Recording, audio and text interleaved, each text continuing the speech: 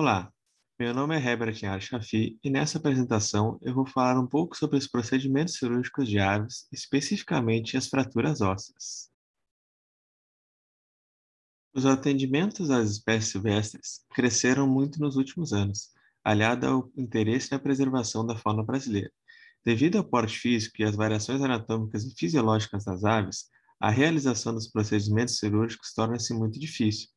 Dentre as alterações que acometem as aves, as fraturas de ossos longos e das asas e dos membros pélvicos estão entre as mais frequentes. As alterações ortopédicas ocorrem devido a traumas, porém também podem advir de desordens nutricionais ou genéticas.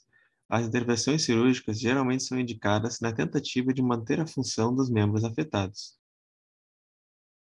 A avaliação clínica e a contenção. A diferença entre a medicina dos animais domésticos e selvagens consiste na metodologia de abordagem na contenção, exigindo habilidade, conhecimentos em anatomia, defesa, comportamento e fisiologia do estresse. As aves em estado apreensivo se encontram sob estresse de nível médio ou intensificado, podendo transformar-se em ansiedade, medo e exaustão. Quando submetidas à contenção, pode ocorrer o choque adrenal fatal, em função do consumo das suas últimas reservas corporais.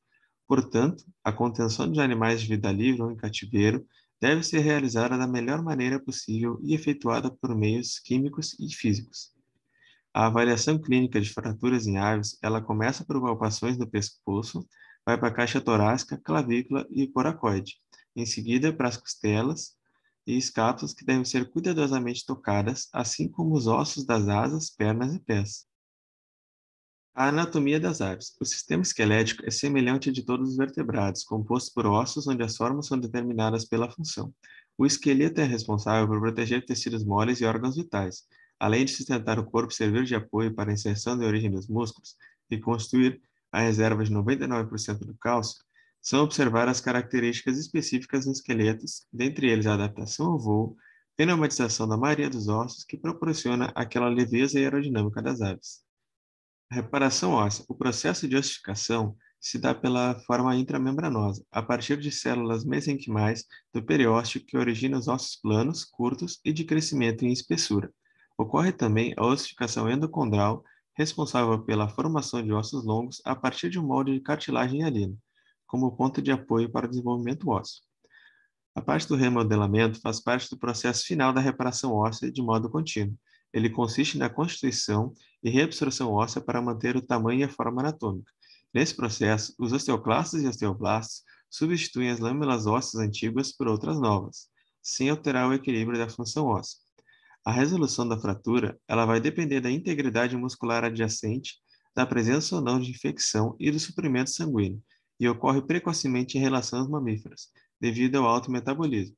A cicatrização óssea por primeira intenção ocorre nas estabilizações rígidas com no mínimo espaço na linha de fratura. Entretanto, a maioria vai cicatrizar por segunda intenção.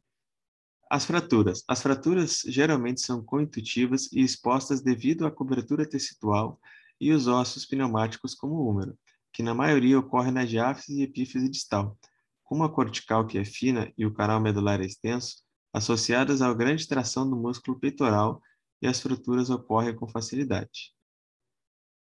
O padrão de silvestre dá para se notar que a literatura tem uma carência sobre informações de anestesia em aves, assim como a diversidade de protocolos anestésicos. Existem desvantagens relacionadas ao uso de anestésicos injetáveis, sendo que a maioria inalatória, como o isoflorano e o sevoflurano, proporciona maior segurança, principalmente em pássaros traumatizados e debilitados. Todo procedimento cirúrgico deve ser precedido de jejum. A principal preocupação transoperatória é a manutenção da temperatura corporal e a utilização de analgésicos. A analgesia deve ser realizada de modo eficaz em consequência da dor que é manifestada por sinais como depressão, anorexia, claudicação ou vocalização durante a palpação. Devido às variações de tamanho, peso e conformação anatômica, ainda não foi estabelecido métodos ideais de osteossíntese para os ossos longos das aves. A imobilização externa. Para manter a cooptação das extremidades ósseas, são utilizadas talas, bandagens, arames, madeiras, plásticos, fita adesiva, acrílico, malha ortopédica ou o aparelho de Kirchner-Emmer.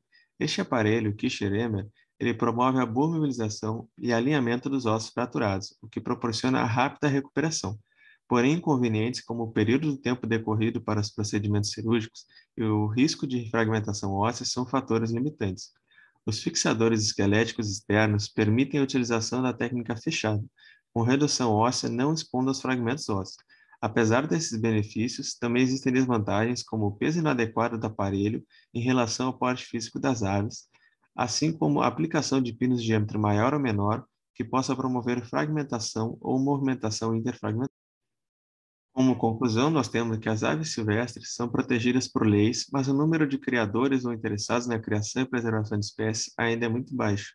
Devido ao baixo retorno financeiro, as empresas de materiais ortopédicos ainda não desenvolveram aparelhos especializados para a utilização.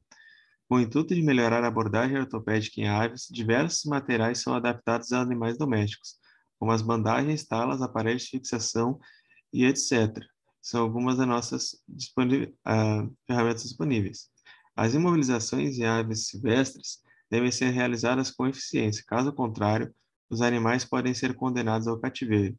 Portanto, o reparo de fraturas constitui-se um desafio para o cirurgião veterinário, devido às características anatômicas e fisiológicas dessas espécies, assim como é imprescindível a presença de um anestesista especializado para que tudo ocorra bem. Muito obrigada pela atenção.